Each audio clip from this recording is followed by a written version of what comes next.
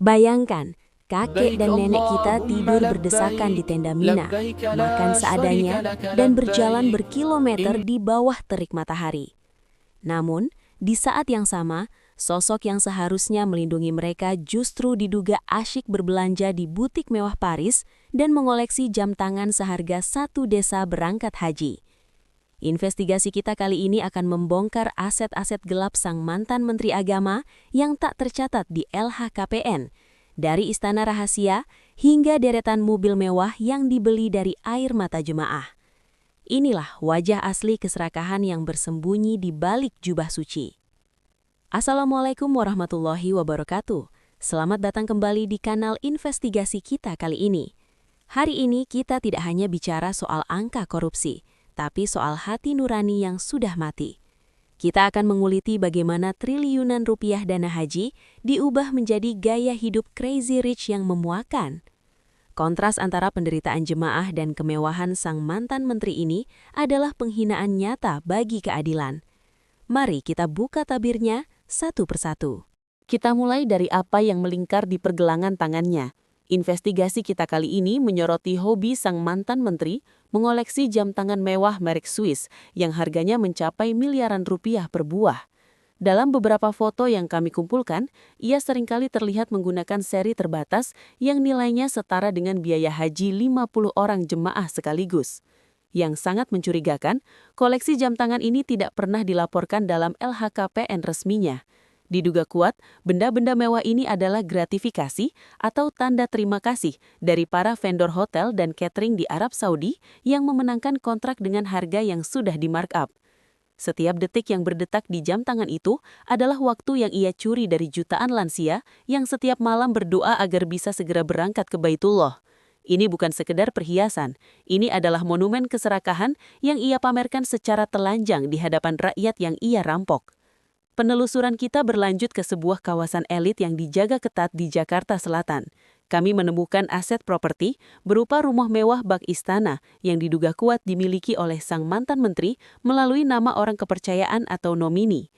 Rumah ini memiliki fasilitas yang sangat kontras dengan kondisi tenda jemaah di Mina, mulai dari kolam renang berlantai marmer, bioskop pribadi, hingga interior yang diimpor langsung dari Italia. Rumah ini dibangun dan direnovasi besar-besaran tepat saat skandal dana haji mulai memuncak di tahun 2021 hingga 2024. Sangat ironis, di saat jemaah haji kita mengeluh karena jarak hotel yang jauh dan fasilitas yang rusak, sang menteri justru membangun istana pribadi yang begitu nyaman. Dana yang seharusnya digunakan untuk memastikan keamanan dan kenyamanan jemaah di Tanah Suci diduga kuat telah dialirkan untuk menyusun batu-batu kemegahan pribadinya di tanah air. Istana ini adalah saksi bisu betapa ia lebih memedulikan kemewahan keluarganya daripada nyawa jemaah yang ia pimpin. Investigasi kita kali ini juga mengungkap jejak digital keluarga sang mantan menteri yang sering melakukan perjalanan mewah ke Eropa dan Amerika Serikat menggunakan fasilitas kelas 1. Data penerbangan dan reservasi hotel menunjukkan mereka sering menginap di suite termahal yang harganya mencapai ratusan juta rupiah per malam. Pertanyaannya, dari mana uangnya? Kami menemukan indikasi aliran dana dari rekening cangkang yang terafiliasi dengan vendor catering haji yang digunakan untuk membiayai private tour keluarga besar sang menteri. Di saat ia berpidato dengan nada religius meminta jemaah untuk sabar menerima kenaikan biaya haji, keluarganya justru asyik flexing tas-tas branded di Paris menggunakan uang yang diduga berasal dari uang pelicin proyek haji. Setiap sen yang mereka habiskan di butik mewah adalah tetesan keringat petani yang harus berhemat seumur hidup demi bisa berhaji. Jangan lupakan koleksi kendaraan di garasi rahasianya. Investigasi kita kali ini menemukan deretan mobil SUV mewah dan sedan sport yang nilainya mencapai puluhan miliar rupiah, yang sengaja disimpan di beberapa gudang berbeda agar tidak mencolok. Mobil-mobil ini diduga dibeli dari hasil komisi jual beli kuota haji jalur cepat yang ia kendarikan. Bayangkan, harga satu mobil mewah yang ia kendarai setara dengan impian haji puluhan orang yang mengumpulkan uang dari hasil bumi selama berpuluh-puluh tahun.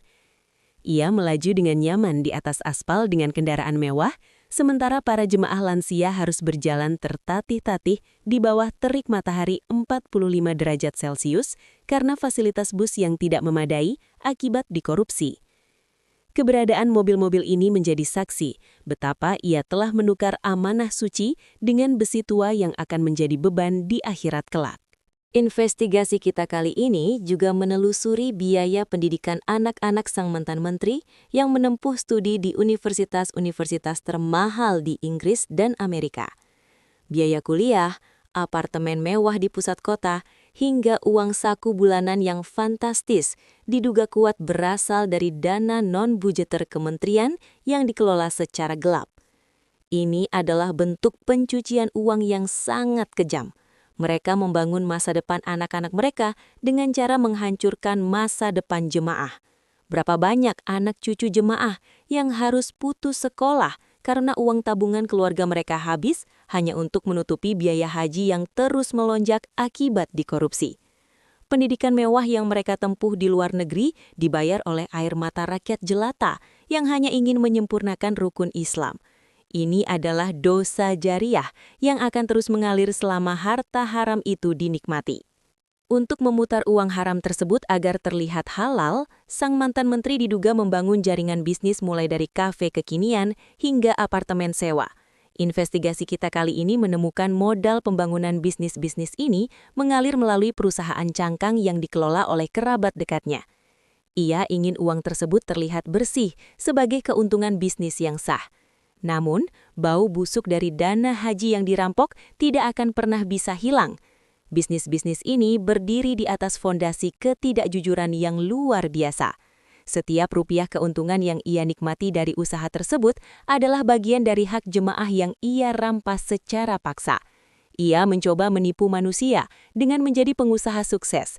Namun di mata hukum dan Tuhan, ia hanyalah pencuri yang memanfaatkan jabatannya untuk memperkaya diri sendiri. Namun, sepandai-pandainya menutupi bangkai, baunya akan tercium juga. Investigasi kita kali ini berakhir pada momen ketika KPK mulai memasang garis segel di aset-aset mewah tersebut.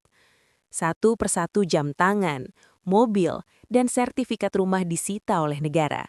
Inilah saat di mana kemewahan itu berubah menjadi beban yang menghinakan. Saat ia harus mengenakan rompi oranye, semua barang mewah itu tidak bisa menolongnya sama sekali. Ia akan dikenang bukan sebagai menteri yang berjasa, melainkan sebagai koruptor yang tega memakan dana ibadah umatnya sendiri. Penonton sekalian, kemewahan ini adalah peringatan keras bahwa harta yang didapat dengan cara batil tidak akan pernah membawa keberkahan, melainkan akan menjadi api yang membakar diri sendiri, baik di dunia maupun di akhirat kelak. Itulah penelusuran mendalam investigasi kita kali ini mengenai gaya hidup mewah sang pengkhianat amanah. Sungguh miris melihat bagaimana uang suci umat diubah menjadi simbol hedonisme yang fana. Semoga ini menjadi pelajaran bagi siapapun yang memegang kekuasaan. Bagaimana perasaan kalian setelah melihat kontrasnya kehidupan jemaah dengan kemewahan sang mantan menteri ini? Tulis kemarahan dan aspirasi kalian di kolom komentar sebagai bentuk tekanan publik agar hukum ditegakkan seadil-adilnya.